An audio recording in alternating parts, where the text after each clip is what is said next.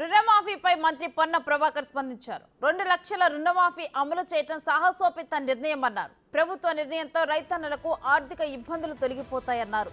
ఎన్నికల హామీలను ఒక్కొక్కటిగా నెరవేరుస్తున్నామని పొన్నం చెప్పారు.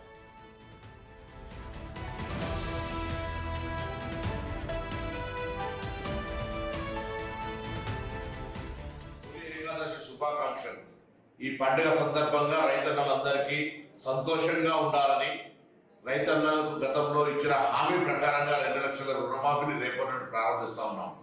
ఈ రుణమాఫీ రైతన్నలకు సంబంధించిన ఆర్థిక ఇబ్బందులు తొలగించి భవిష్యత్తులో ఎటువంటి సమస్య లేకుండా ఉత్సాహంగా వ్యవసాయం చేసేటువంటి అవకాశం కలగాలని ప్రభుత్వం ఆలోచన. మరి ఈ సందర్భంగా రైతులు ఈ అవకాశాన్ని వినియోగించుకొని ప్రభుత్వం ఎన్నికలకు ముందు ఇచ్చిన హామీని ఒక్కొక్కటిగా నెరవేరుస్తున్న అంశాన్ని గమనించాలని కోరుతూ రైతన్నులందరికీ మరొకసారి హృదయపూర్వకంగా శుభాకాంక్షలు తెలియజేస్తూ మీ పొలం